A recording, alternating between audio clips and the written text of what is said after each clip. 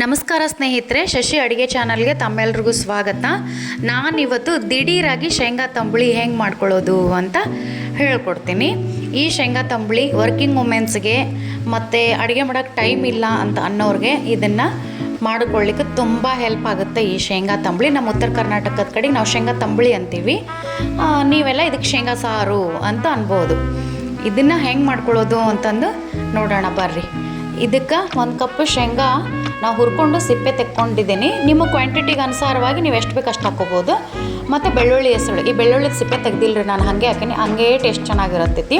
ಇದಕ್ಕೆ ಸ್ವಲ್ಪ ಕೊತ್ತಂಬರಿ ಸೊಪ್ಪು ಮತ್ತು ಕರಿಬೇವು, ಒಂದು ಸ್ವಲ್ಪ ಹಸಿಮೆಣ್ಸಿನ್ಕಾಯಿನ ಹುರ್ಕೊಂಡು ಅದ್ರ ಜೊತೆ ಜೀರಿಗೆನ ಹುರ್ಕೊಂಡು ಹಾಕ್ಕೊಳಕತ್ತೀನಿ. ಇದು ಬೇಕಂದ್ರೆ ಹಸಿದ ಮೆಣ್ಸಿನ್ಕಾಯಿ ಹಾಕ್ಕೋಬೋದು, ಕೆಲವೊಬ್ಬರಿಗೆ ಹೊಟ್ಟೆ ಕೆಡುತ್ತಲ್ಲ, ಹಾಗಾಗಿ ಹುರ್ಕೊಂಡು ಹಾಕ್ಕೊಳ್ಳೋದ್ರಿಂದ ಒಳ್ಳೆಯದು. ಮತ್ತು ಒಂದು ಸ್ವಲ್ಪ ಹುಣಸೆ ಹಣ್ಣು ಮತ್ತು ಟೊಮೆಟೊ ಕಟ್ ಮಾಡಿಕೊಂಡು, ನಾನು ಟೊಮೆಟೊ ದೊಡ್ಡದಿದೆ ಅದಕ್ಕೆ ಅರ್ಧ ಹಾಕ್ಕೊಂಡಿದ್ದೀನಿ, ಅರ್ಧದಲ್ಲಿ 2 ಭಾಗ ಮಾಡಿ, ಚಿಕ್ಕದಿದ್ರೆ 1 ಹಾಕ್ಕೋಬೋದು. ಇದು ಉಪ್ಪಿಲ್ಲ ಅಂದರೆ ರುಚಿ ಅಡುಗೆ ಬರಲ್ಲ, ರುಚಿಗೆ ತಕ್ಕಷ್ಟು ಉಪ್ಪು ಹಾಕ್ಕೋಬೇಕು. ಈಗ ಇದನ್ನು ಗರ್ ಅನ್ಸ್ಕೊಳ್ಳೋಣ ಬರ್ರಿ. ಗರ್ ಅನ್ಸ್ಕೊಂಡ್ಮೇಲೆ ಈ ಥರ ಆಗಿದೆ. ಇದನ್ನು ಒಂದು ಪಾತ್ರೆಗೆ ಹಾಕ್ಕೊಳ್ಳೋಣ. ಇದಕ್ಕೆ ನೀರು ಎಷ್ಟು ಬೇಕೋ ಅಷ್ಟು ಸೇರಿಸ್ಕೊಂಡು ಮತ್ತು ಉಪ್ಪು ಟೇಸ್ಟ್ ನೋಡಿಕೊಂಡು ಉಪ್ಪು ಮೇಲ್ಗಡೆ ಬೇಕಂತ ಹಾಕ್ಕೋಬೋದು. ಇದಕ್ಕೆ ಒಂದು ಸ್ವಲ್ಪ ಎಣ್ಣೆ ಕಾಯಿಸಿ ಸಾಸಿವೆ ಮತ್ತು ಕರಿಬೇವು ಚಟಪಟ ಅನ್ನಿಸಿ ಮೇಲ್ಗಡೆ ಹಾಕ್ಕೋಬೋದು. ಬೇಡ ಅಂದರೆ ಒಗ್ಗರಣೆ ಸ್ಕಿಪ್ ಮಾಡ್ಕೊಳ್ರಿ.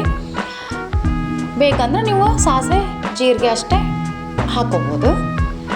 ಆಮೇಲೆ ಇದಕ್ಕೆ ಸಣ್ಣದಾಗಿ ಕಟ್ ಮಾಡ್ಕೊಂಡಿರೋ ಈರುಳ್ಳಿನ ಸೇರಿಸ್ಕೊಳ್ಳೇಬೇಕು, ತುಂಬ ಚೆನ್ನಾಗಿರ್ತೈತಿ. ಈಗ ನಮ್ಮದು ದಿಢೀರ್ ಶೇಂಗಾ ತಂಬುಳಿ ಶೇಂಗಾ ಸಾರು ರೆಡಿ.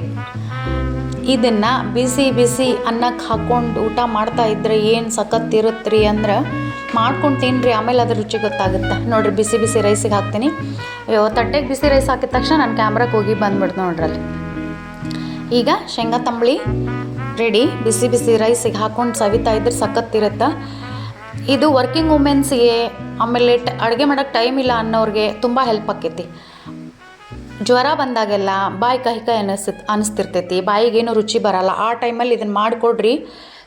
ಒಂದು 3-4 ಸ್ಪೂನ್ ಅನ್ನ ಊಟ ಮಾಡೋರು ಒಂದು 5-6 ಸ್ಪೂನ್ ಅನ್ನ ಊಟ ಮಾಡ್ತಾರೆ. ಸೂಪರ್ ಆಗಿದೆ.